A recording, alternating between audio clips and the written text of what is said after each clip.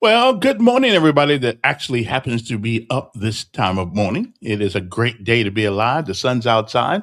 Going to be a warmer day today than it was yesterday, but every day above ground is a good day. So let's get up, let's get busy because you are still alive.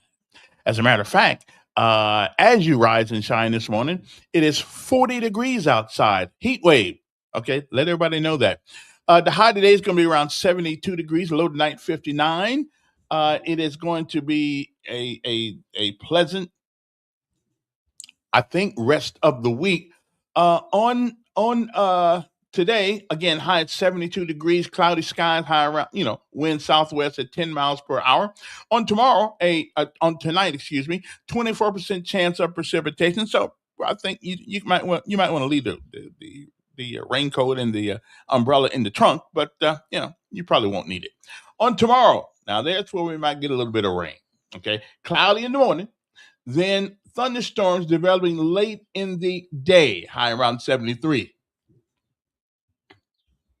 Winds will be southwest, excuse me, at about 10 to 15 miles per hour. Chance of rain on tomorrow. Hold on one second. Let me get this cough out. Chance of rain tomorrow is going to be about 70%. So you might want to keep that umbrella near you, close by hand. And again, right now as you rise and shine this morning, it's 40 degrees in Montgomery. Uh Pleasant day most of the day. Tomorrow though, that's when Mr. Rain Man is coming back to town. But that's okay. We got to have the rain. The flowers got to grow. We got to get water. You got to water the grass, save some money. Don't have to pay Alabama Power. I'm thinking Alabama Power probably it's like a syndicate. It gets a piece of money off everything everybody does. I tell you, I don't. I'm gonna leave Alabama Power alone today, though. Got other things to talk about. Thing last night and all that good stuff. Anyway, it's time to rise and shine. Time to get up. Let's go to work. Hi, my name. Okay, not yet. That's tomorrow. We change the world in history right here where we're from. It's new beginning to you and me, cause we're not done. In our city, in our city, in our city, we're not done.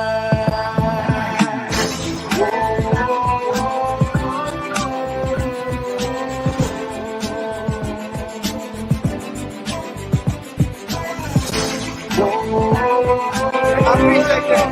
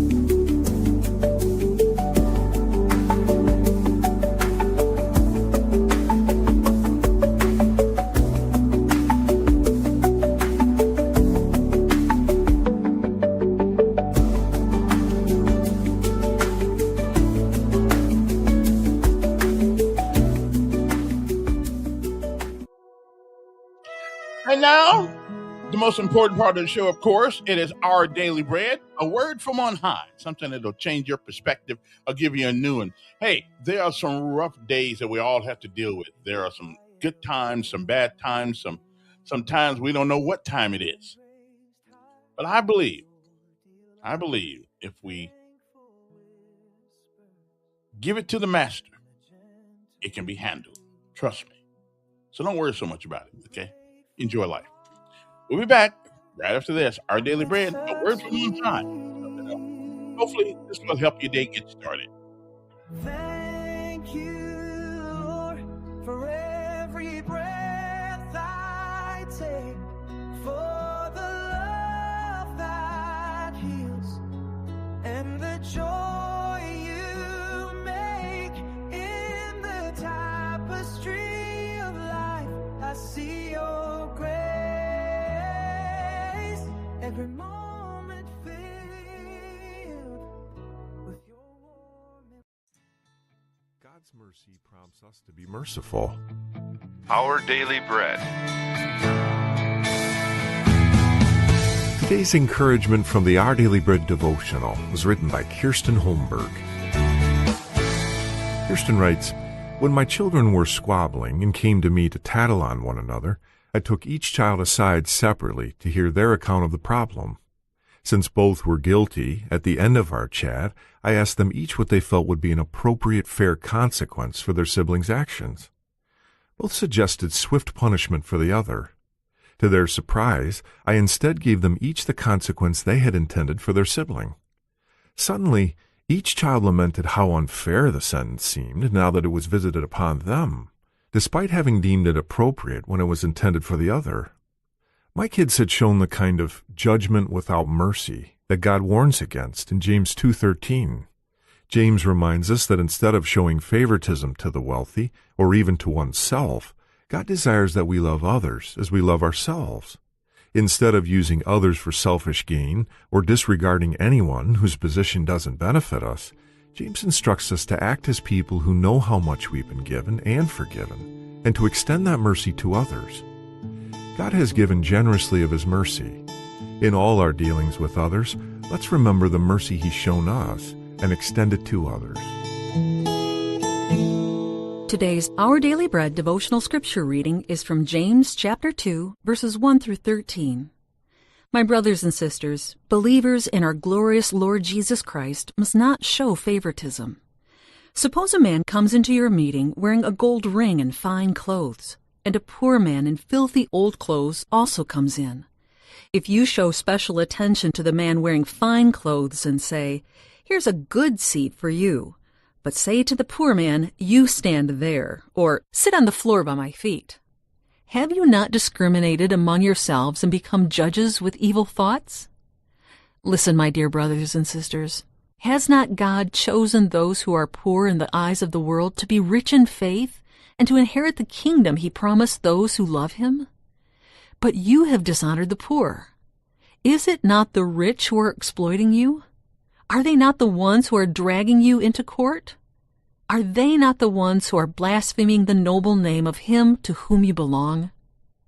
If you really keep the royal law found in Scripture, love your neighbor as yourself, you are doing right. But if you show favoritism, you sin and are convicted by the law as lawbreakers. For whoever keeps the whole law and yet stumbles at just one point is guilty of breaking all of it. For He who said, "You shall not commit adultery," also said, "You shall not murder."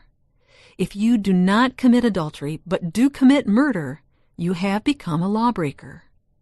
Speak and act as those who are going to be judged by the law that gives freedom, because judgment without mercy will be shown to anyone who has not been merciful. Mercy triumphs over judgment. That's today's scripture reading from James chapter 2, verses 1 through 13. And now let's pray together. Dear Heavenly Father, we're so grateful for the mercy that You show to us every day, Lord. Help us to show mercy to others as a measure of our gratitude to You. In Jesus' name we pray. Amen.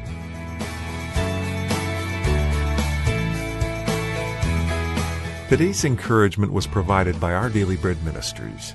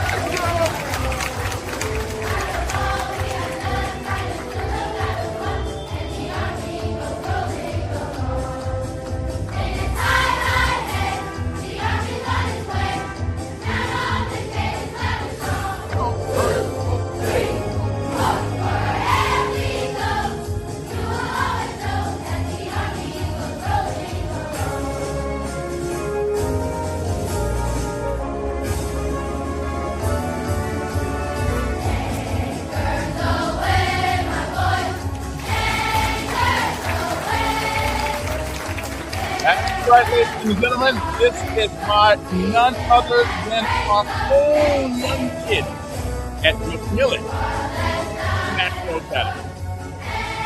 My granddaughter's in there too. Just saying.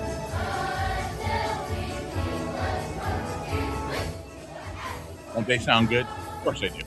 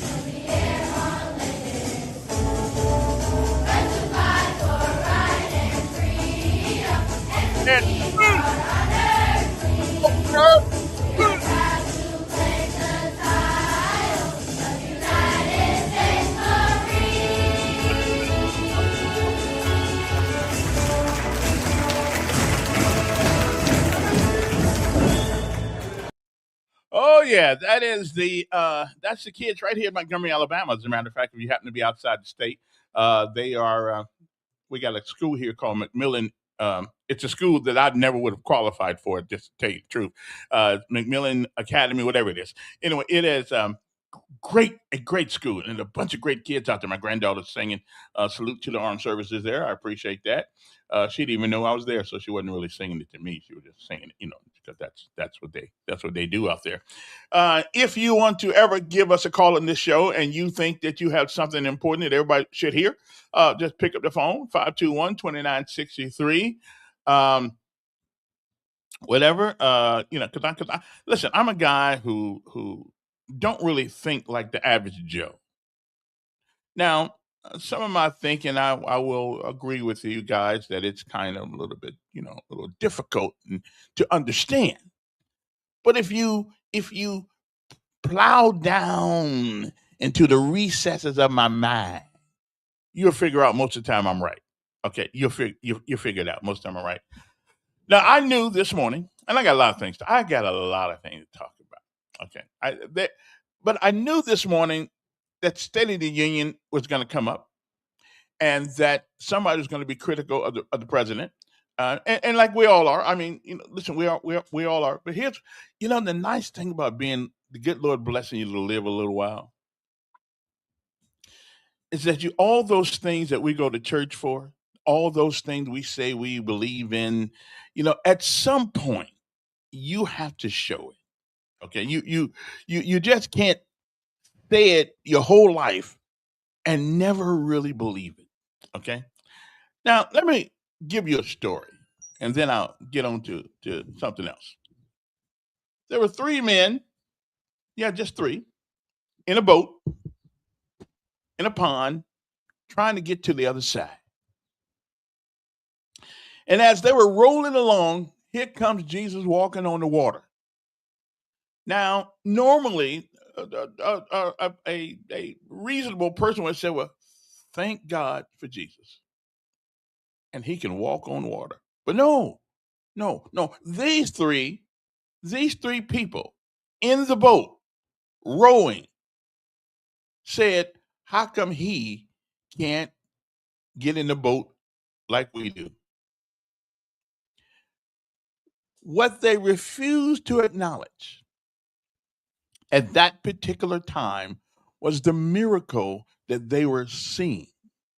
They were too hopped up on pride to give Jesus Christ a little give him a high five for walking on that water.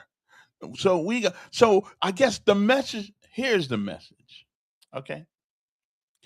No matter who's in the White House, who's in the outhouse, or even who's in your house, somebody is going to complain. Now, me personally, last night, you know what? I'll give the president's speech at about a 70 out of 100. I mean, he rabbles on sometimes, but is the substance of what he said true? And therein lies the problem that most of you folks who don't like Trump, is the substance of what he said true? Yeah, he has a way of putting things. He has a way of putting things, kind of make you say, okay, you know. But well, you tell that story. What? But because Donald, there are people who need to hear that story weekly. Okay, when I go to church on Sunday, I hear the same stories I've been hearing for years. However, sometimes they hit me a different way.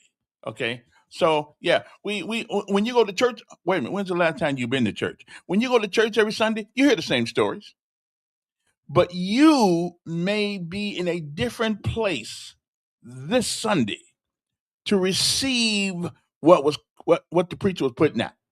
Okay, like this Sunday. See, I remember the lesson this Sunday. Okay, but the bottom line is that I use that because it's simple. Rather than appreciate the miracle that they're seeing walking across the pond, they focus on why can't he walk like we do? Because he's not like us. Okay, so I understand. Okay, if it's a pond, you walk around the edges. If you're Jesus Christ, you don't have to walk around the edges. Okay, you can walk on top of it, and that was the whole mess. You see, you missed it too. See, after all these times I told the story, you missed it too. Okay, Jesus Christ don't have to walk around the edges. Okay, that's the whole point. The point was they watched the miracle, and no matter who was doing it, they complaining. Trump's the same way. People whine and whine and whine and whine. I didn't realize that young National Guardsman um, got shot in the head, and Lord knows he's still here. I mean, wow. I think he should got more than a Purple Heart. I mean, they give you a Purple Heart now in the Army if you cut yourself messing with papers. I know one guy, but good for him. Blessing on him that he is still here, and the young lady we lost. You know, and again, I'm almost with Trump. We need to not. We need to just close the gate. We don't need to bring these people. Um, we don't need to bring people whose belief system is inconsistent with our own. It don't work. It ain't work. I mean, it just not working for us. Okay. And what I saw the other day in New York City, it looked like I was in Tehran someplace. And again, my thing is that I've got nothing against what people believe. But if you believe something that is inconsistent with the place we live, we probably don't need you here. I mean, if you want to come to America, have a little village thing there, like the Koreans do. They stick to themselves, not a problem. Italianos, they stick to it, that's fine. But at the end of the day, what is the underpinning of their survival in this country is that they are in this country. Because I got this thing is that if where you came from is such a lovely place that you have to come here, fly the flag and blah, blah, blah, blah, blah, listen, we got planes and trains and buses and you can hitchhike, you can go on back. Because here's the thing, people are not coming to America to be Americans again, to be Americans. They're coming to America to get what we have. And then, like them Samoans, them Somalians up there, them folks are ripping us blind, absolutely blind. I mean, it's an amazing thing what some of these people are doing. But I'll take you to some of the Senate committee, select committees on some of the things that's going on up there, and that they're asking people questions about. I mean, it's an amazing thing. Woo! Listen. I'm not gonna ever talk about anybody on welfare again in America that happens to be born in America, raised in America, because them folks over there are coming over here. 83% of their families are on welfare, getting free money from the government. That's our money. I ain't mad at them. But free money, 83% of them. Wow. They don't know what a job is? I mean, come on, man. But anyway, but you know, we're gonna get people whining. Well, you talking about Cassidy? Well, I'm black. I've been black a long time. And then when I leave here, I'm probably still gonna be black. Unless there's some sort of miracle or something like that happen. Now I'm gonna be black. And if I ever come back, the good Lord said, Elkins, you want one more shot at this? You want to go back as black or white? I come back as black. I like being black. Okay. I don't like some attitudes that some of us have, but I like being black. Being black is pretty cool, as a matter of fact. You know, you can't ever, if you got skin blemishes, you can't ever tell if you got them because, you know, and man, my skin is real good in skin. My skin is kind of smooth there. So, yeah, you know, looks kind of good. Anyway, good morning to you. Hope this day finds everybody well. There's a Coleman County sheriff, Matt Gentry. He calls for the Public Service Commission to hold public rate hearings right now. He says, we have some of the highest power bills in the nation. So I'm glad to see that there are people out there who begin to understand what I've been saying for years. We're getting screwed, glued, and tattooed by Alabama Power. And I don't care if Dr. Joe is making a mint off of this. That mint's coming out of me. Okay? That mint must be coming out of me. Okay? Is that? So anyway, now I don't know if they do have that kind of surgery there, Don. See, I'm just gonna have to. Yeah, I feel better already. Would rather see Marine Corps flag next to Old Glory. Yeah, I understand what you're saying. Well, you know, what can I say? I would have been a Marine, but you don't even want to hear the story anymore. I've told it so many times, people tired of hearing it. Yeah, I would have. And plus, you got a name with a name like John Wayne. Honestly, with a name like John Wayne, man, you got to be all American, baby, all American. Okay, and to tell you the truth, the Marine Corps has the best uniform of anybody ever. All the service except those white things that the Navy guys wear. Now those look good too. Armies, we second. Okay, the Air Force is totally last. Okay, when it comes to the way uniforms look, the Air Force is totally last. As a matter of fact, sometimes you don't even know they're in the military. But that's okay. I love them still. They're still a bun. Okay. And but listen, send me one and I'll put one up. I'll put one up there too. Okay, I'll put a Marine Corps. Matter of fact, I think I'll just get the one for everybody. I think we got one with 5 branches. We got 6 branches of service now, right? 6: Army, Navy, Air Force, Marines, Coast Guard, and Space Force. Okay, so we got 6 now. So okay, we'll find one with all 6 of them on there. But anyway, getting back to Alabama Power. The sheriff down there is running for a seat on the Public Service Commission. And if we still got it, because they've been trying to make it an appointed position rather than an elected one, and which means they're going to take it even further from the citizens who pay all the bills. Okay. Coleman County Sheriff Matt Gentry, a Public Service Commission Place 1 candidate, called Friday for the PSC to hold public rate hearings, which is what they're supposed to do, but they never really stop Alabama Power. They let them pretty much do what the hell they want to, which from where I can see anyway. Okay, from where I sit. Okay, I'm not mad at it. I'm just, I just think that what are you going to do when the power gets to the point that people have to determine whether or not they're going to live inside or get put out of the house? Because if you are on certain government programs and your lights get cut off, they take you off the program. You get Section 8, and now you're already catching hell because that's why you're getting Section 8, right? If your lights get cut off, they take away your Section 8. So what's going to happen to all those people if they keep on raising their bill? I mean, they won't be able to stay inside. Okay. And if you go down to, we got this thing in Montgomery called, Yeah, well, I'm against Governor Tubby wanting to appoint his PSC members. No, no, no, no, no, no, no. We need to um, vote for them, not appoint them, because when you appoint people, you owe somebody something. Okay, and the only people the Public Service Commission should owe their allegiance to is the Alabama population, the people who live in Alabama, the people from Alabama, the people who pay the bills here in Alabama, and we don't need, all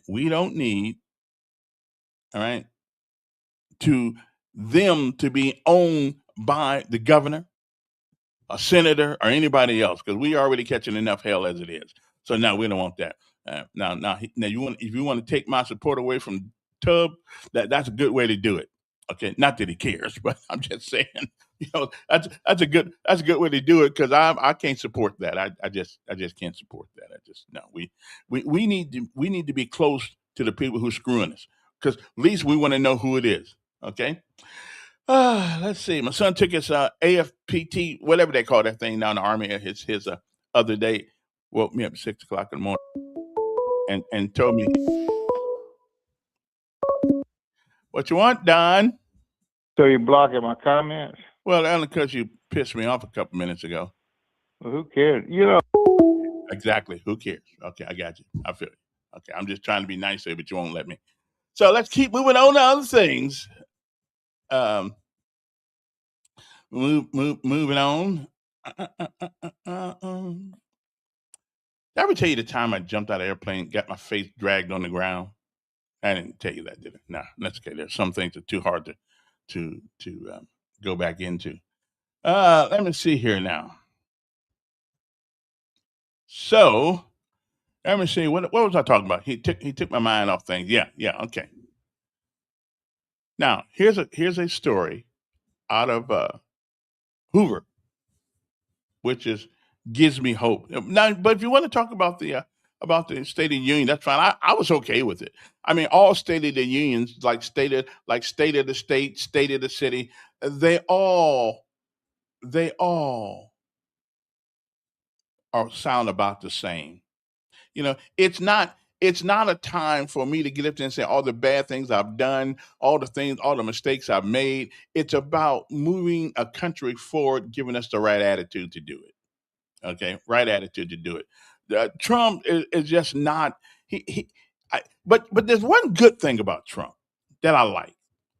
He's a regular guy. He'll step on it. He'll say stupid things.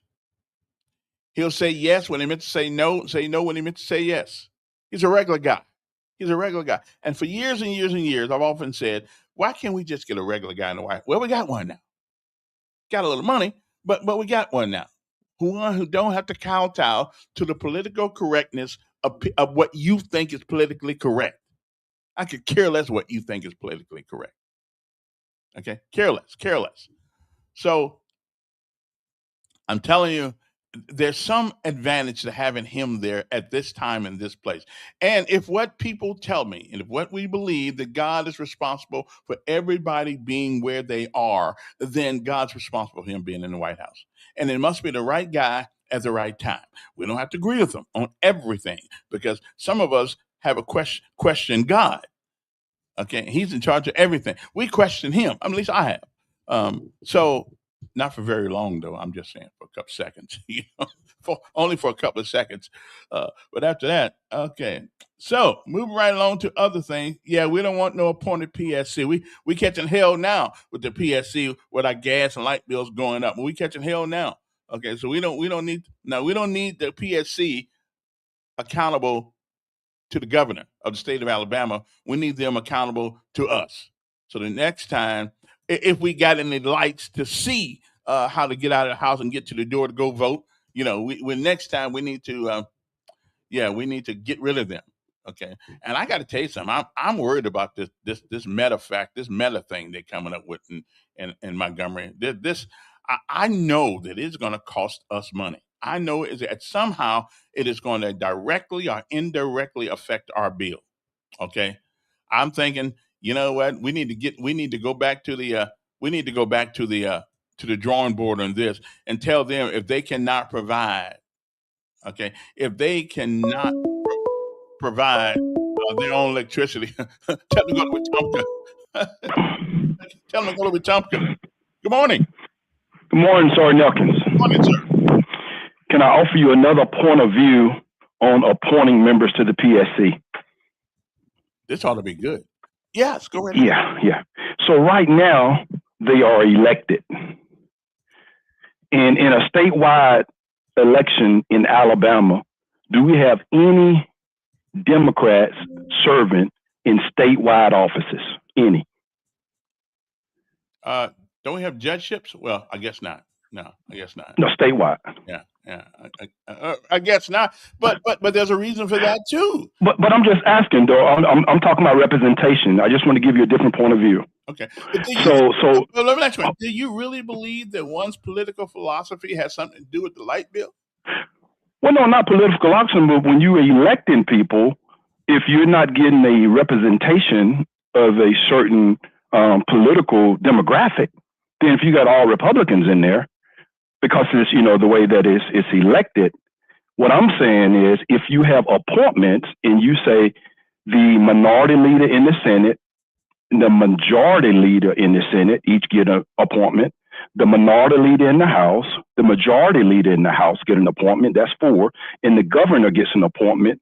Now you have more balance, because if you had a minority leader in the House and the minority leader in the Senate, you're going to have 2 appointments that you think is going to have more balance. And then the governor gets an appointment, and now that's 5 people. You have more representation as opposed to electing everybody in the same party. Well, if I thought that political persuasion would encourage you to represent me one way as opposed to another, I would imagine that perspective may have some merit. I'm thinking that they pay the same light bill I pay. Well, it's not that. It's that you can be more sensitive to people that because you believe that, again, right now, you may say you have everybody on the PSC may be Republicans. I'm not saying, I'm just saying, but if you had the minority leaders in the House and the Senate with an appointment, now you at least have a balance of power. That's all I'm saying. And I'm not saying the governor appoints all 5. The governor gets an appointment. The minority leaders in the House and the Senate gets an appointment, and the majority leaders in the House and the Senate. In that way, you may have somebody that's more in tune to poor folks. Do you think that the public at large are not equipped to? Kevin, you don't know who you vote for when you vote for PSC. Being equipped, you don't know what their political persuasion. You don't know when you vote for a judge. Do you know their philosophy? Do you know their judicial temperament? No, they won't tell you either. So what's the same with the PSC? You don't have any inkling of what those people philosophies or temperament is. But I do know that if you appoint people, then you owe people. You don't owe people, Kevin. I serve on several boards, and nobody's ever asked me to owe them. I'm a commissioner with the Housing Authority, Commissioner, City Councilman Glenn. What do I owe Glenn for appointing me to the Housing Authority? Well, that's a small one. I'm talking about the big No. You just said when you appoint people was a general statement that you owe them. Yeah, but you're doing it for free. They get that's not what you said. You said when you appoint people, you owe them. You owe them to keep them abreast. Yeah. No, you don't, Kevin. No, you don't. I serve on several boards that I've been appointed, and I don't owe anybody. But you're not in charge of raising prices on people or lowering. But your thesis is when you appoint people, you owe them. That's your thesis. And what I'm telling you right now, when you elect people, you don't have any idea of what their temperament or their philosophy in certain positions. When I vote for a judge, I have no idea what their judicial philosophy is and their temperament is. Do you? Well, no, I don't, because they won't tell you. But you're voting. Right, and they say they can't tell you because the case might come up before them, which is it's the same thing with the Public Service Commission. I think if we said the minority leaders and majority leaders in the House and the Senate and the governor appointed, you'll have a more equity in that body than what we're getting now. That's just my point of view. All right. I mean, again, that's why ain't nobody asked. You don't, but is that reasonable, Severs? Is that a reasonable? That's reasonable. I mean, I didn't think about that for a second, but that's reasonable. My only concern is that who is their allegiance to? If you appoint them, their allegiance, at least theoretically, their allegiance is to those people that appointed them, and not to us who pay them. Well, my problem. Yeah. But right now, though, again, if the minority leader in the House and the Senate chose two, you think they would have at least the temperament of that representative. So if Representative Daniels, who's the minority leader in the House, and Senator, I can see his name now, Singleton. I know you're talking about, yeah. Yeah, Singleton. Bobby Singleton. If you have the minority leader in the Senate and the minority leader in the House that appointed people, if Senator Singleton or Senator or Representative Daniels appointed me, then I don't owe them anything but to kind of have the mindset of is what are we doing for the people? And that really sounds really good, because that's where I think I would think, but it always happens when you get up there. The pressure that these people put on you. Okay, did you want to come out of the bathroom and nobody says your stuff stinks? Yeah, that's what I want. But do you think it's not that way when you elect them? And now they send you a trip on different places in the world. You and your wife get 2 tickets to Jamaica on an all expenses paid. Well, I guess you got a point there, because they can do the same. So right now, I think the people would get more equity if we had appointments. That's just me. Thanks for taking the call, sir. All right, appreciate it. And again, everybody has their own perspective. I mean, and I guess both sides. It's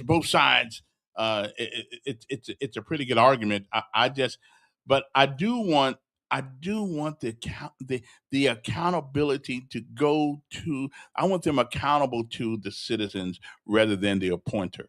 I know, but of course, we don't even get the people we vote for sometimes to be accountable to us, do we? No, we don't. Anybody seen Hatcher? I done called him 14 times on the phone. He don't return the calls either. Anyway, good morning to you. Hope that they find you well. And I was getting ready to say a few minutes ago, I just think that we need to, these people need to be accountable to 100% to the public that put them there. Now, they may not, and again, we do elect our public officials, and most of the time, once they say I do, for 4 years, I know I ain't got to put up with them folks.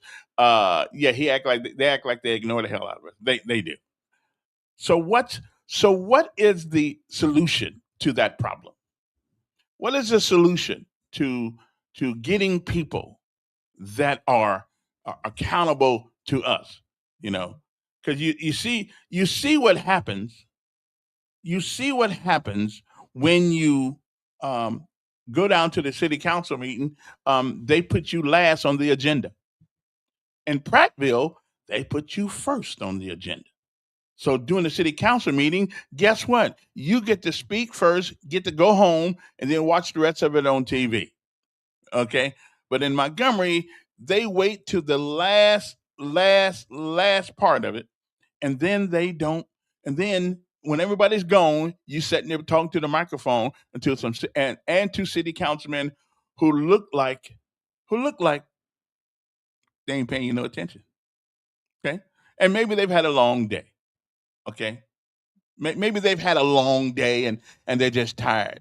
Well, if you give us an opportunity to go first, to speak our piece first, as opposed to speaking our piece last, maybe your day would be a little shorter. Okay? Oh, here's one. Daryl says, obviously, you are in need of History 101 course, Foundations of American History. Immigrants made the way their country. What? Foundation of American immigrants made their way to this country. Why? They made their way to this country because they wanted an opportunity to live free and have the opportunity to become or not become based on their own efforts. Not to come, grab a dollar, make it holler, and leave. or send it back to some other country or bring their flags of their country with them. This is supposed to be their country. When they get here, when they raise that hand, at least at Ellis Island, they used to be, you would think. Good morning, Simply Days. Morning, Mayor. Morning. You doing okay today? I'm making it fine. Well, you ahead of the game then. So talking about appointments or elections, if you are appointed, and let's say you have a child or a wife or a cousin or associate that needs a job with a certain company, and that individual that appointed you has connections to that company. There could be some, possibly, and I wouldn't want to think that would go on, but it just might, pick up the phone and say, oh, by the way, I mean, reality is painful, and it's like a judge told me one time, it's good to know the law, but it's even better to know the judge. Yeah, well, I can understand that one too. and it's not about what you know, it's about who you know.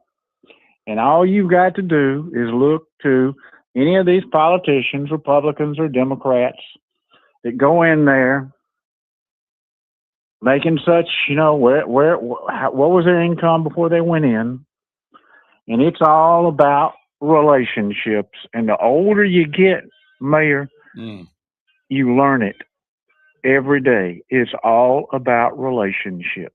All about relationships. That's what Rita Pearson says, and every child needs a champion. It's all about relationships. Oh, exactly. And it's not what you know, but it's who you know. And if you can say that you're not owing to this person, but it's about connectivity, it's about relationships, and it's about the I Am Somebody Club. And just like putting people like Twinkle, Twinkle, Twinkle, Little Star, I wonder where the hell you are. She's working putting for people like the Trump administration at the moment. Yeah. See there's a perfect example of that. Yeah. But I don't know if personally, but she got appointed to some job. Yeah. Well, she may not know him personally, but she knows the woman that's next to the woman that next to the woman. Yeah, they know. Yeah. I hear you. Yeah. They can get to him. And people get put in positions not just because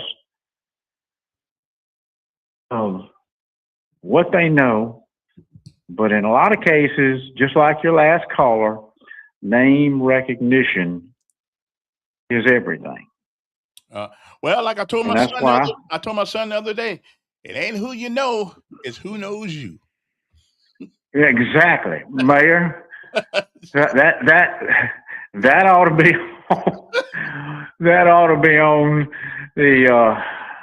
be on the Washington Monument. Yep. That ought to be etched in stone. Yep. Because all of that other stuff sounds good, but reality is it's about who you know. And that's why, Joe Blow walking down the street, but you got to be connected. You got to be, just like the decisions that were made about Montgomery were made at the Montgomery Country Club, the Capital City Club, and you had to be, you had to be in the I Am Somebody Club to be invited in. So you're talking about the meeting before the meeting.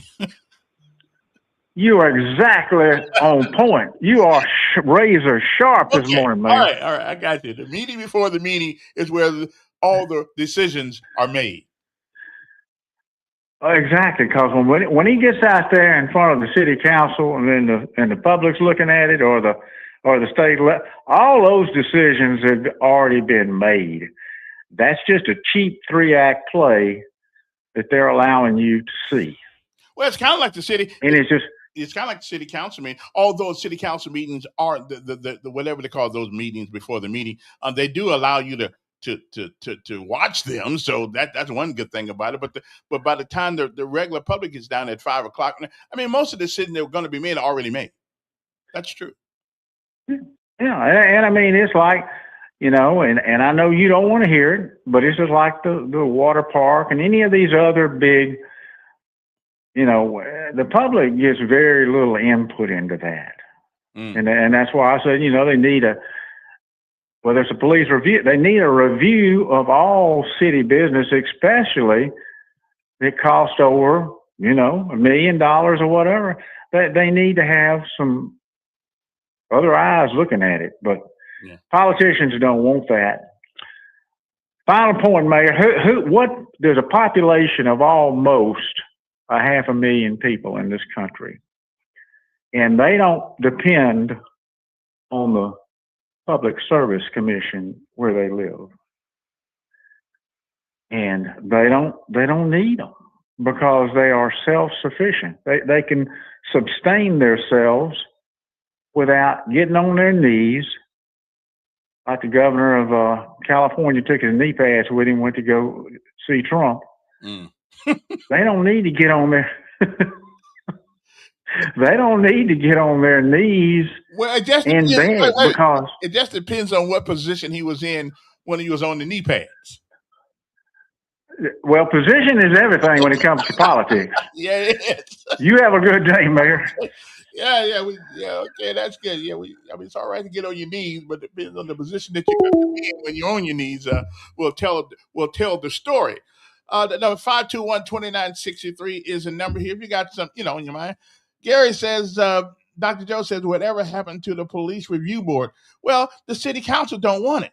Now, I personally want it, but I want it for a separate reason, not to manage the police department, not to dish out discipline to the police department, but as a communicative arm of the police department to tell us what we may not understand at the press conferences, okay? And to be able to access people so they can ask questions for us. Because you can't answer everybody's question all the time. I don't want, I do believe there needs to be a liaison of sort to the people. Not a management tool of the police department. We don't know jack about the police department except when we pick up the phone and call 911. We hope that somebody's going to answer it, and we hope that sometime that morning before everybody dies in the house that the police get there. Okay, so. I can live with that. Greg, I can live with that. We can use a Democratic Review Board. I can live with that. Okay, but again, I don't want a review board to try to tell the police how to do their job because I don't know how to do their job. Okay, I was a National Guard once though. I know how to use a billy club. And that's about it.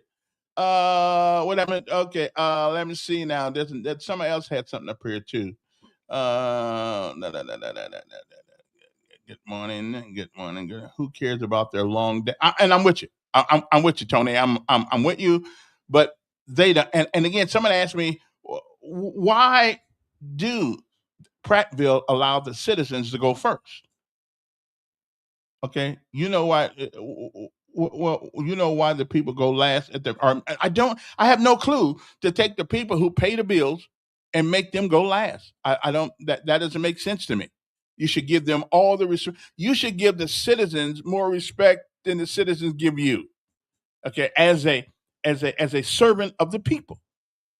Okay, I don't think we don't need to beg the council to speak, and then they tell you got to. I do believe there needs to be time limits. Okay, so no more than 5 minutes. Okay.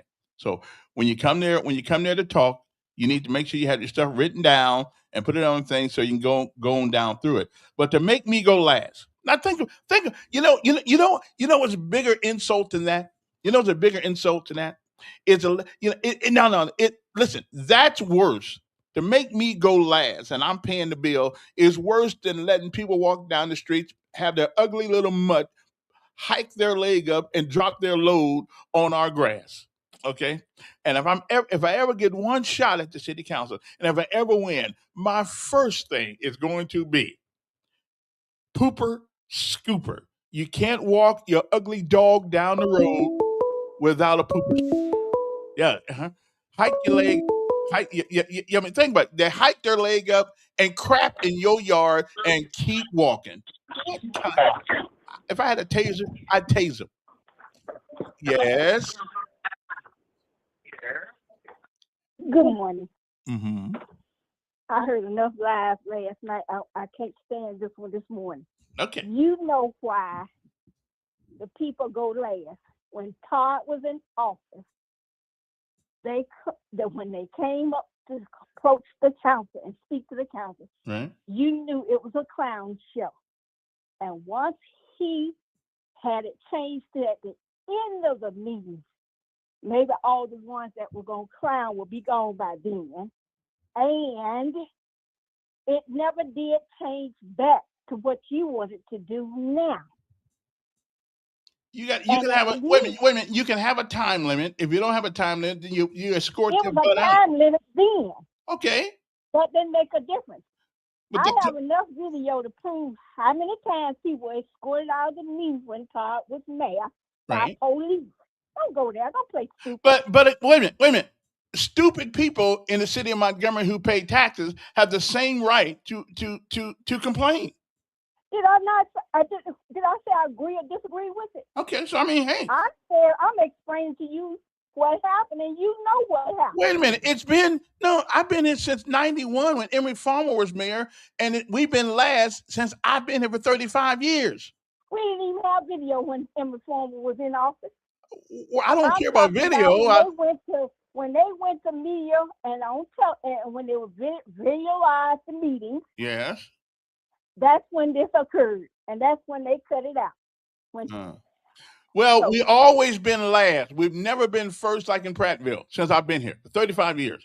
We've always been last. And it stays that way because of certain situations. But what situation? You give a man 3 minutes. You give a man 3 minutes. Say, hey, thank you, Mr. Elkins, for coming up. But you never did go to any of the meetings to know what went on in the meetings. I've been to some of them. But no, you didn't really go to the meeting and stay long enough to know what happened in the meeting. Okay then. Long enough to stay. You could probably got the flash by like something that the news people do. Come in, take a picture, and leave. But you didn't stay long enough to get the whole gist of the whole meeting. Okay. But anyway, because all those meetings pretty much the same. How did your guy turn out last night? Listen, I found nothing that I didn't expect. He said your light bill ain't high. He paid my light bill in my house. He said your light bill ain't high. Everything is great, wonderful. Well, that's because he lives in a big house. He has put y'all up on this pedestal for sale. Yeah. Well, Alabama Power, the Southern Company is doing that. Listen, he said you grind by half a cow, and he all the steaks you want. He said you can do that. Yeah. Well, I guess you can if you give up something. But again, it went the same. Listen, all these State of the Union addresses. He said your houses are cheap. He said everybody can afford a house. Well, according to his mayor. It may not be much of a house, but he may be right. But it won't be money. I mean, if you can pay rent in an apartment, I guess you can pay rent in a house. I mean, I pay a house. If you credit, but listen, most people credit bad because they let it go bad. And they say you don't need SNAP food program. Some of us don't. They stood up and applauded that he had cut off what he needed to cut and then some. Okay. Do you really believe, like in the paper yesterday, they are begging the city of Montgomery, the state of Alabama, to feed people's kids during the summertime when they're not in school? Who in the hell fed our kids? Okay, before SNAP, before we fed our own kids. Why is it that all of a sudden now, and then all you're going to do is make people dependent upon the government once more for another program? Okay. Now, hold on. Let me stop you there. Yeah. Now, when you stop sending all our taxpayer money across the water and taking care of building back countries that they bombed and caused the war over there, and then you tell us about just feeding children? Wait a minute. Oh, we It's love wrong with wait, your wait, mentality. wait a minute. When We you can use that send word children like it's something special. no, no, We've no, no, been no, no. making children since children When been you born. tell him, when you wake up in the mornings and tell him to stop sending billions to a peace, Can I give you a whatever it's called, a let- peace accord, then right? you tell me something about Well, let me now. tell you now. Let me tell you why I disagree with you on this. First of all, um, I asked the preacher a couple weeks ago. I said, why do we keep sending money overseas to churches? Why do we keep sending things overseas to help other people when we pass up people here and not help them? And he gave me one of the most fantastic answers that I never thought of. He says, how many churches did you pass coming here? Oh, I passed one just about on every corner. He said, therein lies the problem. We have the opportunities in this country. Whether or not we take advantage of those opportunities or not is up to us. He said that's why And they tell send the it. That's why pastor, they send it to other places. and tell the pastor, when you go and associate yourself, join a church that can look out for your best interests at all times and feed the people, which some do every time, and you all talk like they do not. We have Then you tell listen, me about what a what church the churches does. on every corner should do. You don't know what they do. What a church, and that's But why I you're never not up say in church. there. That's why I never say again. And a long time churches don't do that because I don't know what they're doing. A lot of them are doing That's great right. things. But I can tell you this much: we do have the opportunity in America if you really want to make it and you're willing to put in the work. I mean, work. You can make it. You will be a lie. The truth ain't in you if you said you couldn't. But you got to be willing to put in the work. You can feed your own kids. Stop smoking cigarettes. Stop drinking beer. Stop buying too many sodas and candy. You can do it. It'll be tough, but you can get it done. My mama got it done. There was 8 of us. They got it. We get it done. A hell of a lot less money. But we got a program. The Democrats. If you give the taxpayers all their money, don't deduct any taxes out of their check, they'll be able to do many things that they Well, the want. government does need. Well, the government does need money in order to survive. No, it don't. It don't. You said let the people handle their own affairs. That's let the people keep all their money that they go to work every day and earn hard-earned money. Wait a let minute. them get their entire check. Fire departments, and let's see if police, we can make it work. Fire departments, police departments, paving road, pick up the garbage. That's a government entity. They need to be funded. My point is, let the people handle their community. Since you said let the we don't have no trash dump site that we can put our trash in. Listen. You have police living in communities that can guard their own communities. You have firefighters that live in neighborhoods that can put out their own fires. Why do you think they got these communities with volunteer firefighters? Because they don't have enough people. They don't have enough people to raise the money and you mean for tell real 200,000 people in Montgomery, the city of Montgomery, we don't have enough people when you got all these fire stations on every corner? Well, we got those fire stations because the government's paying for them. Like I said, give the people their money, and then you won't have no more complaints about the people anymore. You're a Democrat. I'm gonna say that to the end. You're a Democrat, aren't you? You vote Democrat, don't you? I don't have to be nothing but what I am. But you do. But you do like vote Democrat. My money. But you do vote Democrat. Like keeping my money. See, I gotta go. 8 minutes of this is enough. Home and okay. Is working. All right, bye. I got you. Okay, I got you. I just. Well, anyway, everybody's got their perspective on how to run things. All I know is that we're looking for the government sometimes for too many things. We really are. Yesterday, a bunch of black kids and two or three white kids. We need money, $14 million, so we can feed our kids for at the schools for the summer. What's your job? I mean, seriously, what's your job? Isn't it a parent's job to feed their children? Even if they don't eat, you feed your kids. So And that's all Democrats offer. It's another program, another reason to be tethered to the government. Another reason to owe the government, to get down on your knees and bend over and say, put it right there, because that's what they're doing. They have convinced you that you can't do it. All the education, Montgomery at one time had 52 schools and got one of the worst school systems in the state of Alabama. So it ain't the number of schools you got, it's what you do in them. Okay? When Valiant Cross has shown us the way. You can have private schools have shown us the way. If you want much, you must expect much. Okay? All right? Somebody said stop paying the nail salon. Who promised the police review board? Well, I'm all for it. The Citizen Review Board was promised to the people, but like everything else, it went silent night. William, I agree with you, because you can promise anything. Now, what we need in Montgomery and Alabama is recall. Okay, recall, the ability to recall people who don't keep their promises. Okay. That's what but we don't have that. And the legislatures are not going to vote for something that is, shall we say, against them. Okay. Because it's not about us. Okay. It is about them.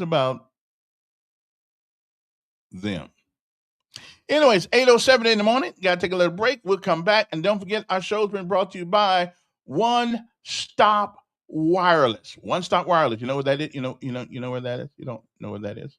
Okay. One Stop Wireless is located at 3445 Atlanta Highway. Right on the corner of Atlanta Highway and what's the name of the other street down there? And Coliseum Boulevard. Okay. You want that? If you have a cell phone, if you need a cell phone, they can hook you up. Okay. They're professional. They are competent in what they do. And now here's one good thing I like about them. Let's say you got a phone from AT&T, Verizon, somebody that stuck the meat to you, and the bill kept going up, and up. Well, they can take that phone and put you on a service and get that phone back to working. I don't know all the innuendos, the ins and outs of that, but they can do it, because they did mine. Okay, so you need to give them a call. That 320-2988. Now it's time to look in those drawers for all those phones that you used to have that you don't have to go buy another phone. I stopped chasing. I was paying my phone bill the other day. The guy said, "Oh, you want the Apple 17?" I said, "Well, what does the Apple 17 do more than the Apple 15?" And that's why I got the 15. Right? I'm through chasing. Same thing. It rings, ring. Hey, who's this? Hey, George, how you doing? Okay. The Apple 17 does the same thing. The Apple 15 does. The Apple 15 does the same thing.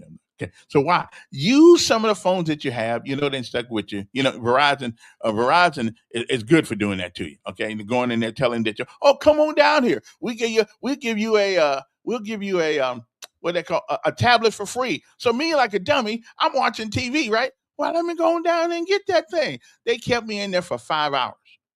See, they wore me out. And I said, "Well, where's the tablet I'm supposed to be getting?" So they gave me a tablet, and then I looked on the bill, and the tablet was on the bill. I said, "But you told me that if I buy the phone, I get the tablet free." "Oh, well, we just put it on the bill for inventory purposes." Bull crap. Okay. Stop the mess. Stop the insanity. Go down here and see the folks at One Stop Wireless. No jokes. No manipulative.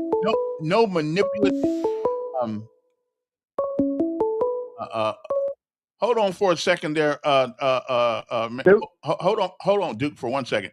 They don't manipulate you into buying something and then screw you over after you sign the contract. When you get ready to sign the contract, go talk to them. Okay, the good folks down there. Okay, One Stop Wireless, right on the corner of Atlanta Highway and Coliseum Boulevard, right next there in a store. There's a gas station, that Shell gas station right there. They're all tethered, they're connected to one another. I'm telling you, you'll be glad to. And also, you can get wireless internet. Pick it up with you, put it in the car, and your kids $45 a month, and you can carry this thing in the car with you just like a cell phone, and you get the internet wazoo. You'll get it, and you can put the kids to sleep at night. You can be outside having a picnic, and you can let them be playing their games and stuff like that with this little box that you carry around with you. I'm telling you, portable internet. Okay, they got some of that too. And what's that number again? 334-320-2988. Where they're located, 3445 Atlanta Highway, right on the corner of Atlanta Highway and Coliseum Boulevard. All right, let me see what Duke wants. Duke. Mr. Elkins. Yes. How are you? I'm doing fine. How are you?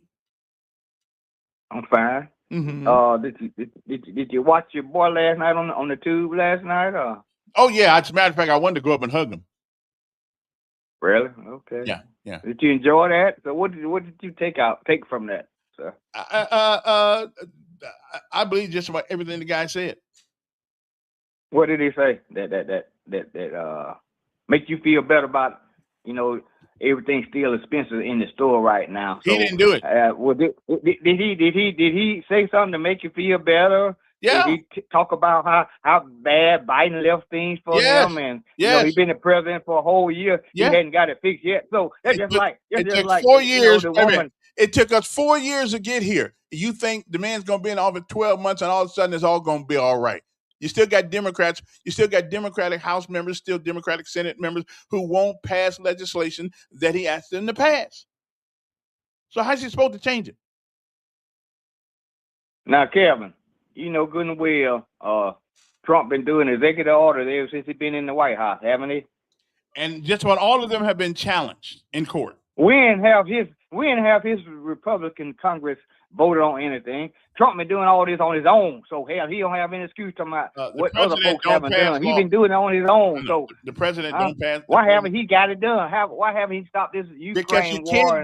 You can't do everything to executive. No, wait a minute now. This guy said he done stopped 8 wars. Yeah. He laughed at him last night on that one. Listen, I was he glad done stopped 8 wars, but I'm glad Ukraine war, he spoke on that one for half of a brief. Yeah, I'm glad he did. So now,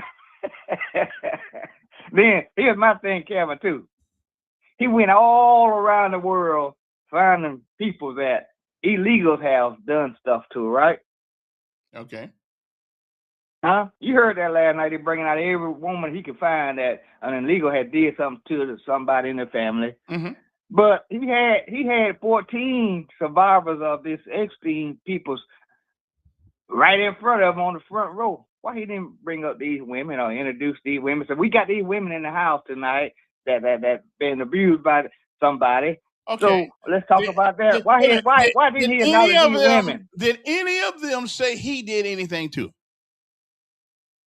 That's not my question. Epstein was another. I'm talking about. I didn't say anything island. about him. See, okay, you run into Trump. I ain't saying nothing about what Trump did. I don't know what this man did. But here's my point. Here's my point right here. I don't care what happened in Epstein's island. They shouldn't have been over there. They shouldn't have went. Okay, but what I'm saying now, but we know that these women been taken advantage of, right? Just like these other folks he trotted out there that people did stuff to them, right? Right. Okay. Why didn't he acknowledge these women and praise them for bravery and coming out and killing on these men and stuff like that? Why he didn't acknowledge these women? Wait a minute. The president only had so much time for State of the Union because we got women in Montgomery, Alabama that's been misused too. So he can't get them all, bro. He just can't get them all. He found time to bring the hockey players out there and everybody else. He found time to run that down. Hey, they did something that ain't been done in 46 years. They won a gold medal in hockey. These women did something that been done in 40-something years. Had they been taken advantage of like that? Well, listen, I've been taken advantage of. Kevin, you trying to defend this thing? No, I listen. Again, did you hear my thing about the Jesus Christ walking on the water and everybody complaining that they listen, you know what Trump does, no matter what he does, hey, see, complain about it.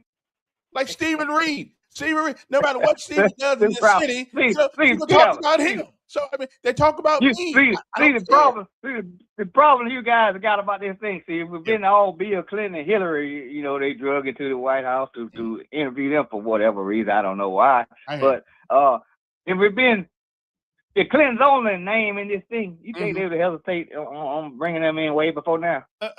And again, the Clintons did some stuff too. Look like I never heard of people committing suicide, shooting themselves in the back of the head.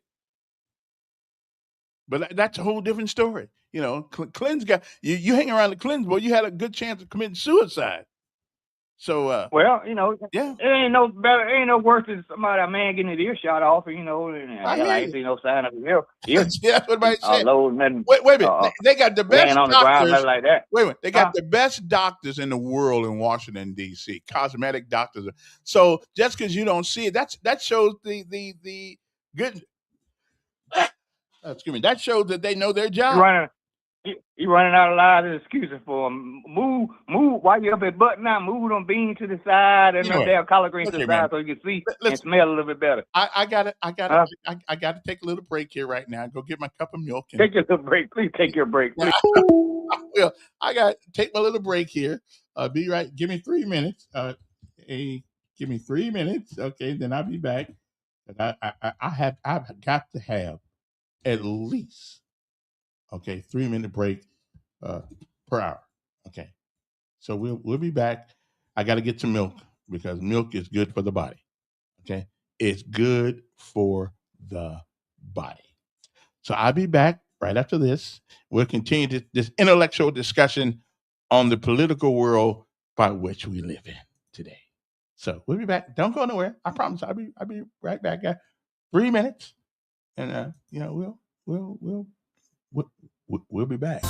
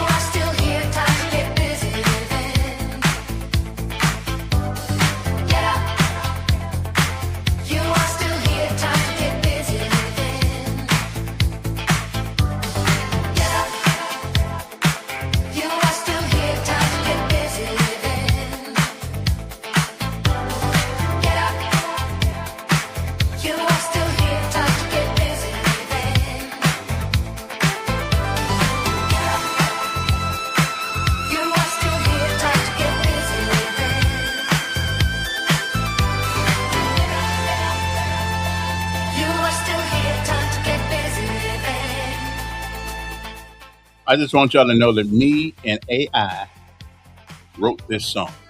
Okay, get up. You're still living. Let's get busy. Okay, we wrote that up. Yeah, we wrote that. Not a lot of words in it. Just a couple of facts. We wrote that song. Yeah.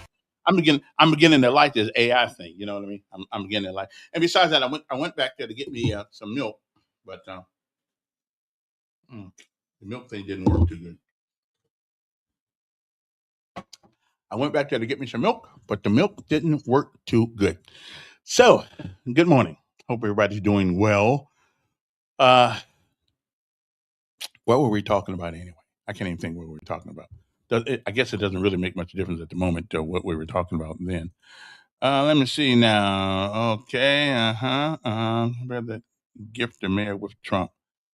Again, the comparison is that no matter who you are, somebody's going to complain about what you do.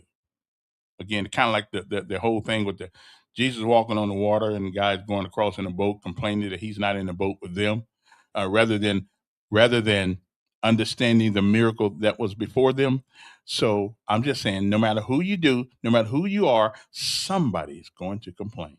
Okay, if he's you left off dudes random. That's true. I mean, so somebody's going to complain about everything. So I don't really listen to I make my own judgment of people, and we all look at each one of these politicians, and listen, let's not even. I haven't even began to get on the ones in Alabama yet because I'm trying to see. I'm looking for. Does anybody know? Is there a sheet someplace that has everybody that is qualified for the Republican as well as the um,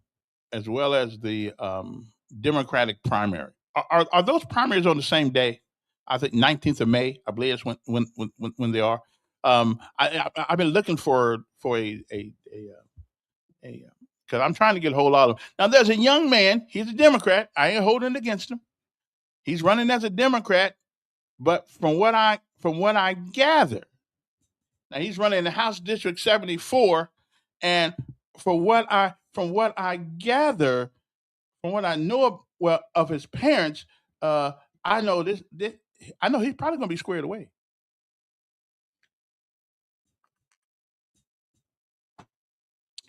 I got to get used to sugar-free drinks. I went to the VA yesterday. The doctor told me if I wanted to hang around a little longer, I better give up all that sugar in them drinks. I got to find the best drink I have found that sugar-free or zero sugar is Sprite. Okay, Coca-Cola it loses something in the translation. Okay.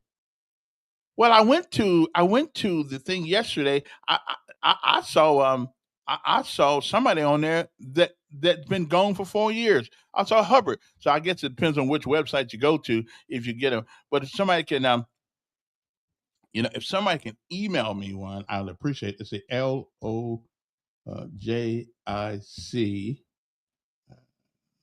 2025 at gmail.com. Okay, there we go. Now, if somebody could, this is my Coke Zero. Yeah, I tried to, well, yeah, that's what I'm drinking right now. It's Coke Zero. And it just doesn't, I don't know, it just doesn't motivate me. But I don't want to get motivated to the grave, so I guess I just got to give up the sugar drink. So, okay.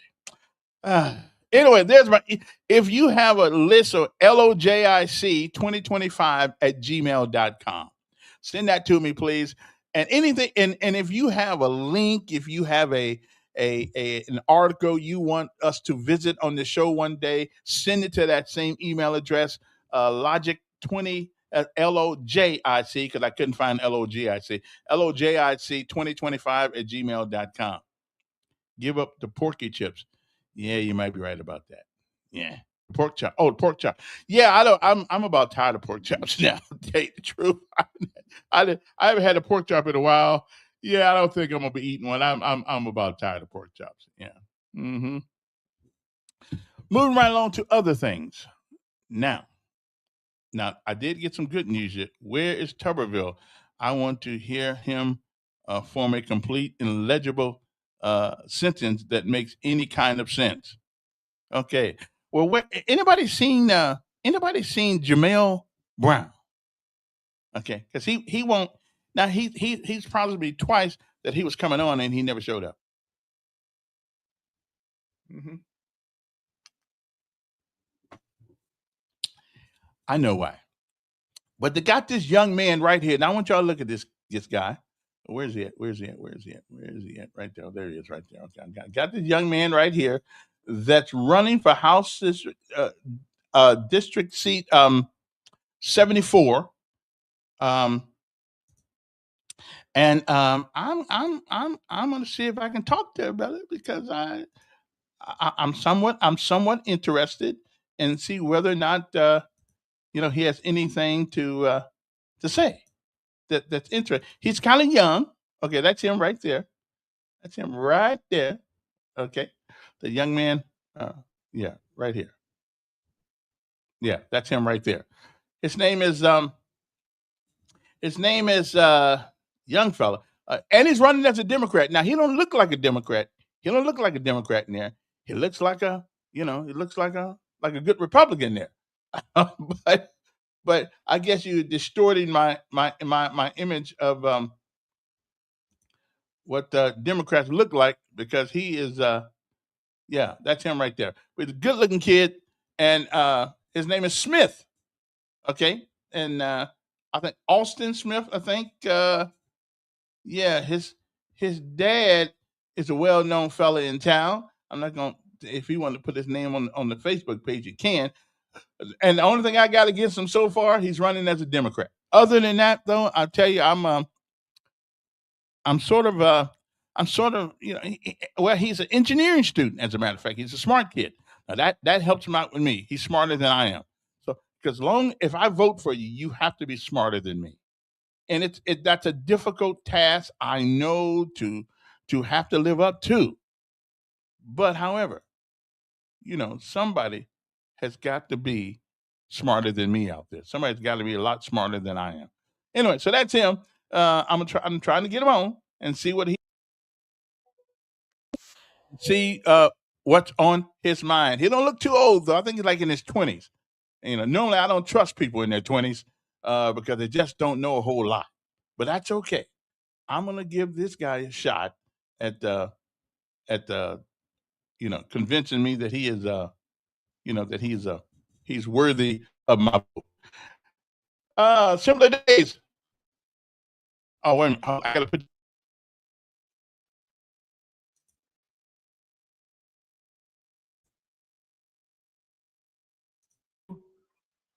The State of the Union or to any other event and recognize them, because the Justice Department, they knew what had happened, but for whatever reason, they decided to sit on it. And whether Trump used it as a political poker chip when he was running and said, I'm going to open them, well, the other two had the opportunity. The other two could have invited them to any of the State of the Union and say, we may not want to open Pandora's box because we don't know who's in there, but we just want to acknowledge what happened because we're not going to be a bystander. But they didn't do that. And when Duke talks about the Clintons, the man had Bill Clinton's picture hanging on his wall in a dress. In a dress, and Trump didn't have Susan McDougal go to jail for him like the Clintons did. So you're comparing apples and oranges. I just think it's hypocritical that right now, because Trump's the one that opened Pandora's box, that the other two. And they had the investigation down in Miami where the FBI was involved in, and they slapped the guy on the wrist, and they all knew who the powerful political people were connected to that thing. And that's the reason they didn't want to open the cover on that rat hole, because they knew once they did, they couldn't get shut. But I mean, it's just, I think it's just hypocritical to say, well, Trump should have. No, the other two could have invited him anytime they wanted to and say, look, we know there's a terrible thing that went on down there, and we want to acknowledge it. And one day, some president's going to get a set and open the thing up. Yeah. I mean, whether it was a poker chip he used to say he was going to do it and he really didn't, he was the first one that actually made the effort. Have a good day. All right. Appreciate it. And I have no reason to doubt that, if that's what you say. I don't really know. I haven't paid much attention to the Epstein thing because we always, when things are going on, we really don't pay them a whole hell of a lot of attention. We just, yeah, Duke. I didn't nobody accuse Trump or nothing, man. Trump came out and said he's been exonerated by this thing. So ain't nobody pointing the finger at him. He the one to keep on talking about, it ain't one none of me. I've been exonerated and all that. Ain't nobody saying nothing about he was involved or anything but a big dog howling. It sound like the old big dog trying to howl a little bit, ain't it, Calvin? You stepped on his toe a little bit and get the wiggling around and might snap at you, Calvin. I mean, yeah, he might. Yeah. So, why you guys keep on saying that people trying to accuse Trumpy boy? I can. Last I heard, Pam Bondi said, "Damn it, the stock market is 50,000." Okay, I'm gonna leave it at that. Outstanding. Of course, I don't have any stocks. I'm gonna have to get some of that Alabama Power stock though, because I can get at least one share and see if I can and double my money on that one anyway. $100 a share. Wow, that's expensive, but that's okay. We're always going to need electricity, that's for sure, but we don't necessarily need Alabama Power. Anyway, moving right on to other things. We seem to be getting, at least in the South, we seem to be getting back to reality. And that reality is this: Hoover High School students vote to keep a trans-identifying male out of the beauty pageant that's been going on for 61 years at this school. For 61 years, young ladies, not men who have a mental disorder, from Hoover High School have participated in the Hoover High School Beauty Walk sponsored by the senior class representatives within the Student Government Association, SGA. This year, a boy who identifies as a girl attempted to participate but was denied entry. Outstanding. Sparking outrage by someone and hails of courage and common sense by others. On Saturday, 105 girls in the school's senior class participated in the event at this historic Alabama theater in Birmingham. They wore ball gowns that didn't have no balls in them. That's good. And they were escorted by young men in tuxedos as judges crowned Miss Senior Class 2026 and awarded a Miss Congeniality Prize. The event was emceed by Miss Alabama, Emma Terry, and James Spann. School administrators allowed the SGA to vote on whether or not the boy, not the guy with a set of bonbons between his legs, we knew he was not a woman. I'm glad that we're getting back to common sense. So the school administrators allowed the SGA to vote on whether or not a boy would compete. And like common sense would dictate, and in nearly unanimous vote, I want to know the guy who said, who I want to know the person who said, yeah, let him do it.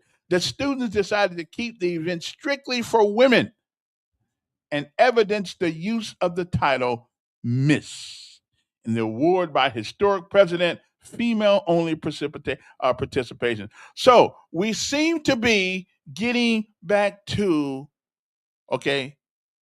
reality, at least in the South. Now, everybody else is going to take a while to get back here with us, because even though I wasn't born in the South, I'm a product of the South. Daddy, Georgia, Mama, Mississippi. So I got that Southern, that Southern gene in me still. Anyway, I'm just saying, yeah. I got that list you gave me. It's so small on the phone, though. Is there any way I can get an email with that on it so I can, send me an email? if you can. If not, I'll see if I can find it today somewhere. The Department of Justice was treated separate, independent from the executive branch under Biden. Biden didn't know what the Department of Justice was. Okay, let's just be real, Joe. Biden didn't know where it was. Okay, as a matter of fact, if Biden left the White House, somebody would have had to go find him so he can get his way back. Okay, and it's not his fault. You get old. Like, hopefully, I'm gonna get old and okay, I'm already old, but I'm getting older, and I would, hopefully remember my address. So I'm not dogging him when I say that. He just got old. That's all, And I got some. Oh, let me see if I can show y'all this one. 7 people in your guys' administration went to jail. Well, people always going to jail. Listen, the people who work for the government, work for the president, they're just human beings like everybody else. They got faults, they got mistakes, they got hiccups along the way. Everybody else does. And often the people who show everybody else's weaknesses, they kind of got weaknesses too. Okay, let me see. What is my good friend here, Dr. Joe, say? You can make $1.65 a year dividend. Yeah, that's not worth my $100, but I can turn that $100 into buy a hard drive and work on something and make money off of it.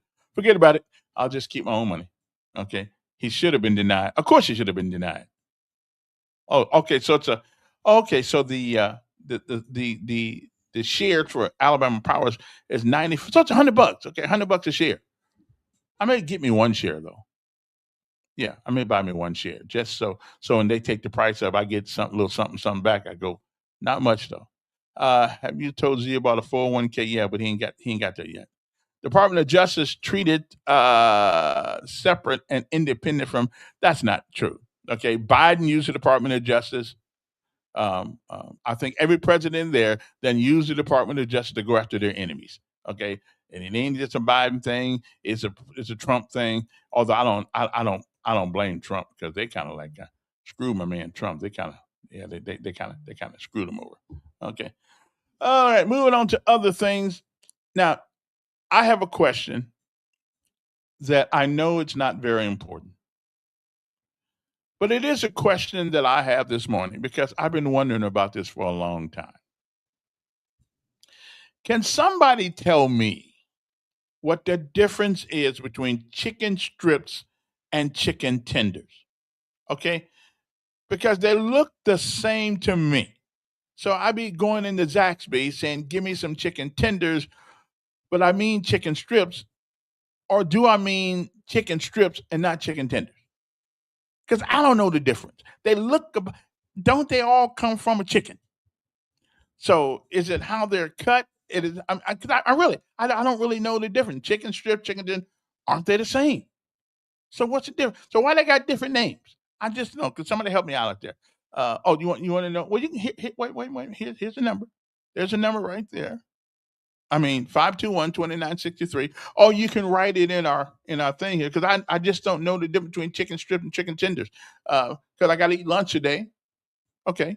And I want to know when I go in here what to ask for. Okay. So is somebody know the difference? I just really don't know. Or is there no difference? Okay. I really don't know.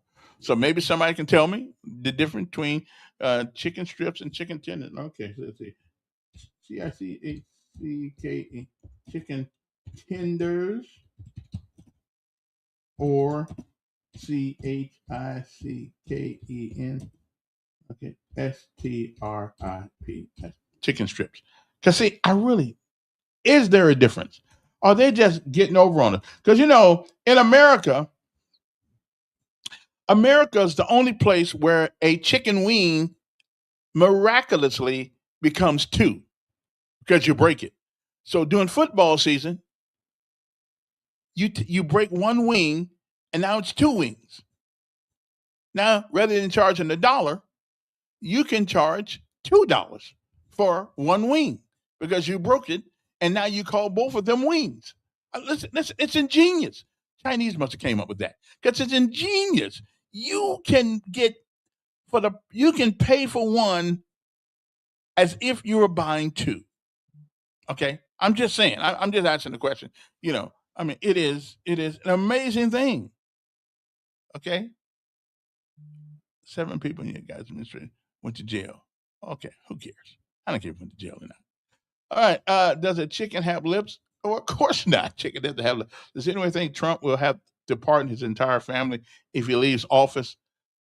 Probably not. But the Bidens, they may need some pardons. Chicken tenders or chicken strips? I don't know the difference. So somebody can tell me what the difference is. Is the mayor going to do anything about the panhandling homelessness in the city? That's an interesting question. The mayor is sympathetic.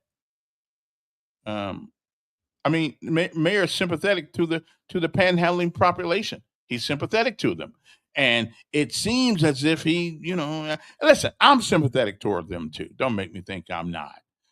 But there's a place for everything, and if I see one, the problem is I don't know who needs help and who doesn't, because we get jerked around. But the mayor is pretty sympathetic, and I guess we all are to a certain extent. To the people that sit out there in the streets on every corner and beg for money.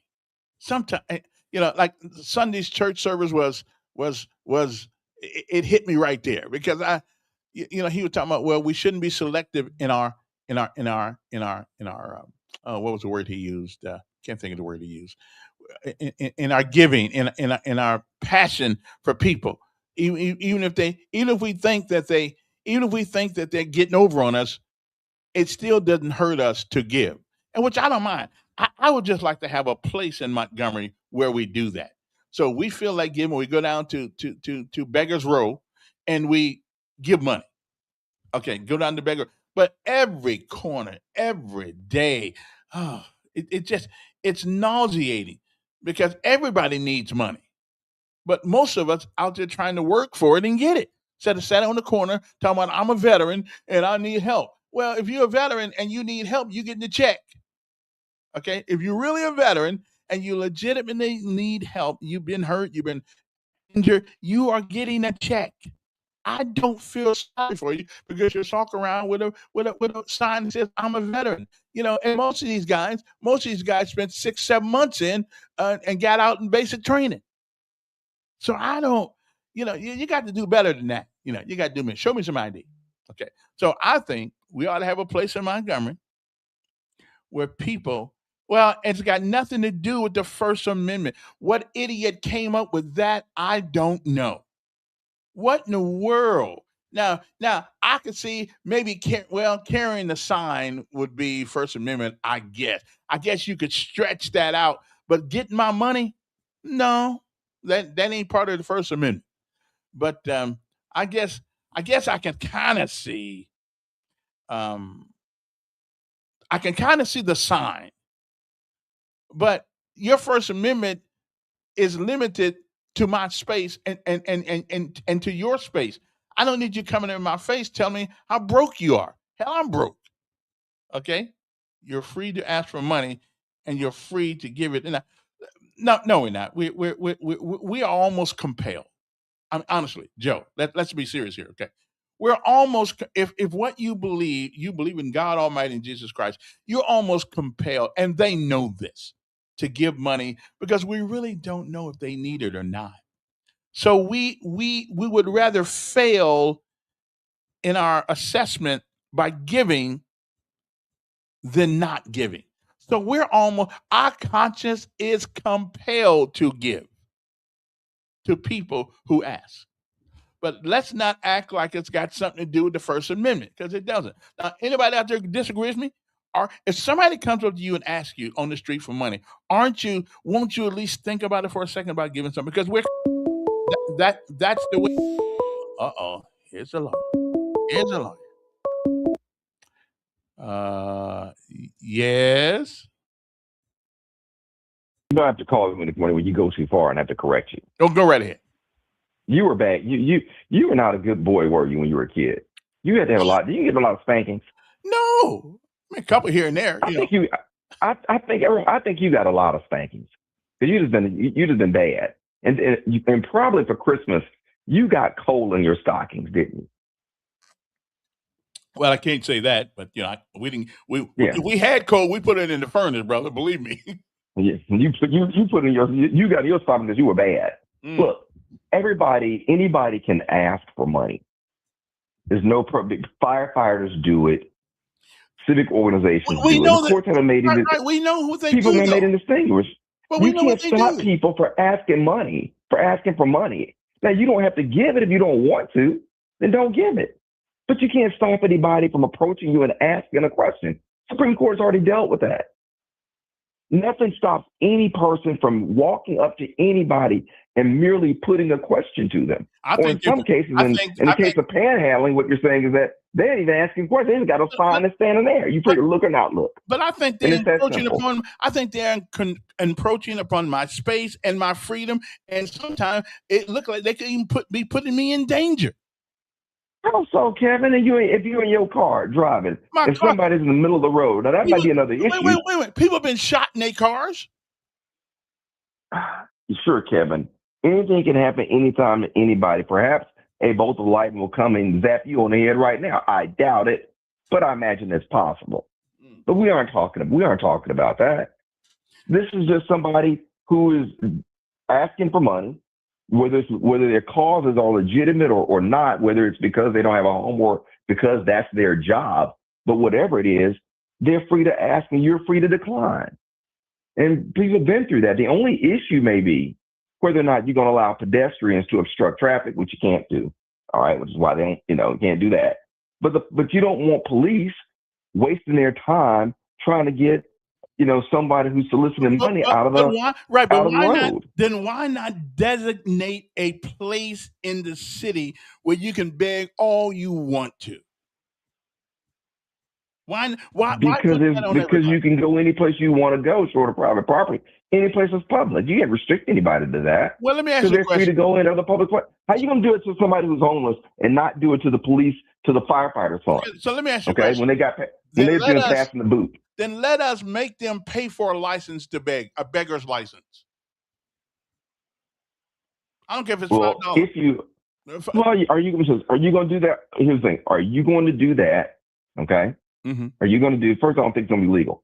But second, hypothetically, if it was, and let's just play a game for a second. Yes. Are you going to do that to everybody who asks for money, including churches? They can't ask for Social money. Groups. Not churches. Churches are organized. Churches are organized 501c3s. I said that doesn't matter. Yeah, but does matter. Simply asking. No, you don't be able to organize 501c3 to ask for money. But that's true. You don't have to do that. So why should they get money tax free and I don't? Well, let me say this. First of all, it's illegal. Understand what this is. They shouldn't. It's illegal for anybody, hear me, to get any kind of income and not report it to the IRS. And they do it every day. That is a crime. They do it every day. They may be, but I'll leave that to the IRS. Maybe. Of course they are. Well, I don't know what they're doing or not doing. I don't know. If they're homeless, I imagine they don't have an address, so they can't file. And I imagine the IRS has better things to do with its time. And if it wants to pursue homeless individuals, let them do it. Look at these people coming from Atlanta. They be on Troy Highway, Atlanta Highway, begging for money. And I asked one day, I said, wait a minute, don't y'all got cars in Atlanta? Y'all got more traffic in Atlanta. Why y'all coming to Montgomery to get our money? What do you mean they're coming from Atlanta to beg? I don't understand. Yeah, they got these guys who come here, set on Troy Highway, Atlanta Highway, with buckets, begging for money. And I said, where y'all from? Well, we're from Atlanta. I said, so why you coming here? You got a lot of cars in Atlanta. Oh, you got to come because perhaps people in Atlanta gotten to the point where they aren't going to give it. And perhaps when Montgomery gets to the point where they aren't going to do that, then maybe people will move. It's kind of like, my mama told me there's a little stray cat used to come around the house. Okay, it's hard enough. And I would put milk out there. Right, but it's hard enough giving money to people who live here. Now I got to give money because of the First Amendment to people who come here out of Atlanta to soak up. No, you don't have to do anything. You're free to keep moving. You stop there. We are compelled by you can have the conversation. We are compelled by our conscience. If you saw a baby laying in the street, would you walk by and not help it? No, because we are that's a defenseless compelled. baby. It is in us to give, especially if you call yourself a Christian. And they take advantage of that. And the court has helped them now take advantage of that by talking about it's free speech. But it is. The courts is simply interpreting the First Amendment. It's free manipulation. Is what it is. They manipulate us because they know our conscience. What about the United Way? What about any other charitable organization or charitable group or who cares? They're organized or not. What difference does that make? I got no problem with that. They're organized. That's fine. We know they're legitimate. And they're just not trying to get our money to go get. This guy's legitimate. He's in front of you. He may be. You can see him. He may be going to get high. And what about the guy who gets in the Mercedes Benz when he gets them begging for the day? You've seen too many movies. No, I've seen it happen. I've seen it You've happen. seen too many. Yeah, I forgot what movie that was, but you've seen too many movies. I've seen people right here getting in their car. That's their job. Their job is to beg, which is cool. Get a license. The least we ought to do is make them get a license to do it. Well, listen, I think you gotta, with limited resources, everybody has to decide what they're gonna spend their time, doing. That's why cops don't write tickets for jaywalking. Okay, there's something, and I've walked across the street outside of a crosswalk in front of many police officers yet to be stopped for jaywalking and issued a citation. Mm-hmm. Okay, yeah, well, you gotta do that. And that's just not high. But there are lots of things people don't want to see. And it makes people uncomfortable. Well, I don't mind doing that. I just think we ought to have one place where because you won't see these people out in Wind Lakes. Okay? You'll see them in the pool side of town, the moderate side of town. You don't ever see a bunch of panhandlers out there in Wind Lakes, do you? Or Sturbridge. That's not true. There's a guy at exit 11. I mean, depending on where you go, you can go anywhere in Montgomery. All right, exit 11, exit 6, exit 3, exit 11 on the northbound side, off it. I call it the East Chase exit, even though it's not. I call it the middle lane exit. People there. I've seen people at exit 6 getting off I-85 south at exit 6. They're right there. And when you get on 85 north or go downtown, they're right there because there's a little path and trail where they're hanging at. Well, again, though, it is income producing activity that they ought to pay tax on. And the way we can, if nothing else, we'll get money out of their butts by getting them have a thing you put around your neck to say, I'm a legitimate beggar. I got no problem with that. Panhandle, whatever you want to call it, and make them report some of that money. Well, I agree. The law says that they should report it. That's what the law says. But the reality is they're not. And of course they're not. IRS is not, and it's the IRS and the Alabama Department of Revenue aren't chasing those folks because that's not the cost of running that down. It exceeds what you're gonna get out of it. So let me get this right. They can have freedom of speech to beg for my money and not report it. But when freedom of speech comes to me, I get my money. I don't want to report it either. But because I have a job, you would take away my freedom of speech. No, that was convoluted. But no. It's the same thing with the beggars. They're getting money. They're not turning it in. They're not paying taxes on the money, but I'm getting money and I've got to pay mine because my freedom of speech is not in my freedom of speech does not matter. My freedom of speech is keeping my doggone money. No, that's your job. I got it now. Listen. I got it. Is that the argument you're going to use in front of one of the federal judges? Then why is a beggar have more rights of freedom of speech than I do? That person does not. They can ask for money. You can ask for money. He ain't paying taxes. Get some. They can get some. He ain't paying taxes. That's a different ball game. But they know they're not paying taxes. They know he's not paying taxes, and yet and still we shelter them from any kind of retribution. Let them get all the money they can make and keep walking. So why can't I keep my money? Well, you can try. If you didn't have an address, it's gonna be tough to find you. Okay, it's gonna tell the police to find you without an address. Okay, without a house.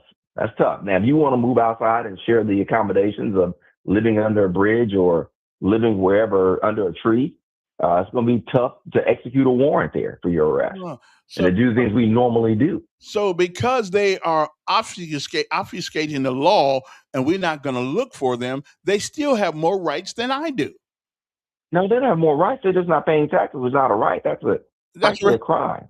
Okay, but there's no consequence. Well, you got to catch them, and there are consequences for doing that. No, You we get to ain't get got to caught. catch them. We see them on the street right now begging for money. Yeah, but you don't know you don't know if they're successful or not. Yeah, they And who's wouldn't, going to? hey, they wouldn't be out there unless they was getting some money.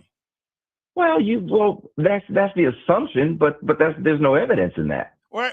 But We the question assume is, that. legally, why can't I use my freedom of speech to keep my money like they do? They're not using their freedom of speech to keep money. They're using their freedom of speech in order to ask for money in order to get it. And Now, we know which that you do the same thing. and we know that they're getting money, but they're not paying taxes on it, and that's all comes under that ruling about freedom of speech. But then let me Well, keep my money. the ruling was not whether they could keep the money and not pay taxes on it. That's not what the ruling was. The ruling was that they have the right to solicit and ask. And if they solicit somewhere in public. right, and if they solicit the money, they're going to get money, keep that money, and not pay a dime in taxes like I have to.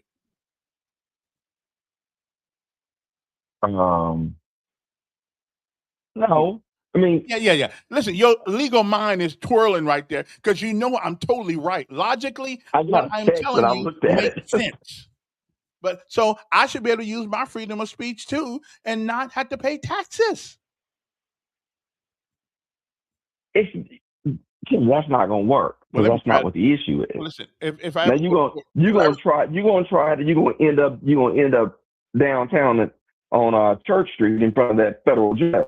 Yeah. And that's not where you want to be. And maybe so why don't we put these people in front of that federal judge? How you going to find them, Kevin? They're on the street right now. We can find you. They're on the street Yeah, but right nobody now. knows. You just can't walk up and grab them. Well, we know where they are if they're in jail. We can What are you going to assume arrest them for? Standing? for getting money without benefit of tax in it. Well, and who's the arresting officer going to be? Who's got evidence of that? And how much money are you going to spend for $20? I'm not going to spend $20,000 doing it. You come after poor people sitting at home with the lights out to get what they got, taking everything they have sometimes. So nobody cares about us when we sitting there can barely make it. You owe the IRS this much money. You owe the IRS. Nobody cares. They'll put your ass outside. That's a different issue. Okay. That's not the, well, I'm out of that today. I gotta that's go. not the- But we'll, that's following you is like trying to hold on to a greased onion. I'm going to law school. I'm due like what's his name did. Go to law school at 70. Okay, because I think I can make this argument stick in court. I'm gonna let you have that. I'm gonna put you in front of Judge Gaines first and let you run that for Judge Gaines. I'm gonna see Judge Gaines to let you stay in his courtroom. I gotta go, man. But appreciate it. Yeah, I'm gonna use that argument in front of somebody. Because if they got freedom of speech to beg for it and keep it, don't pay 1 cent, 1 scintilla of tax on it, then why shouldn't I have the same benefit? Hey, Michael, are you still preaching nowadays, young man? Mike used to be the top pastor at where's he pastor at? Martin Luther King Church, as a matter of fact. We got to get him on. We're going to get you on, Mike. We're going to let you know. And Farrah, what you say? Wait a minute. Wait, did you just say that you didn't want people in your face saying they're broke when you broke too? Yeah, well, that's what I said. Anyway, time's up. Good Lord says the same. We'll see you tomorrow. As always, it was me 1, lawyer 0 on that one. Okay. Me 1, lawyer 0 on that one. Okay, I'm just telling you. Anyway, time to go. And I gotta go find Z. So y'all have a great day. Don't forget, never, ever. Oh, the lesson of life today is this. I I almost didn't do this. Hold on. Where's my lesson in life? Okay.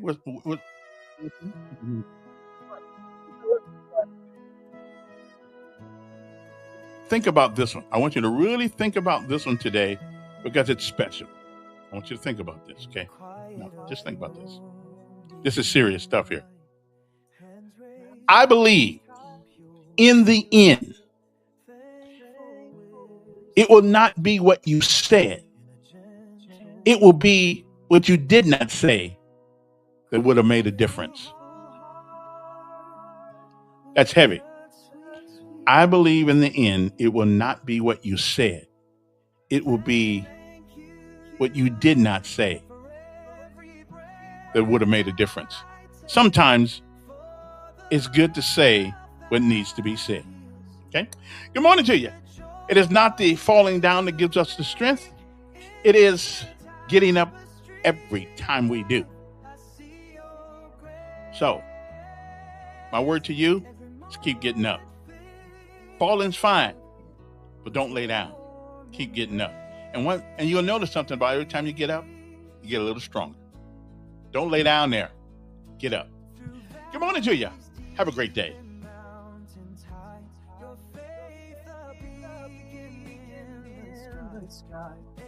Every trial with lessons wrapped tight in every shadow, you are my light.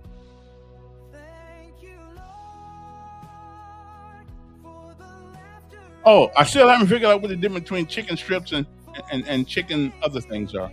We'll figure that out tomorrow.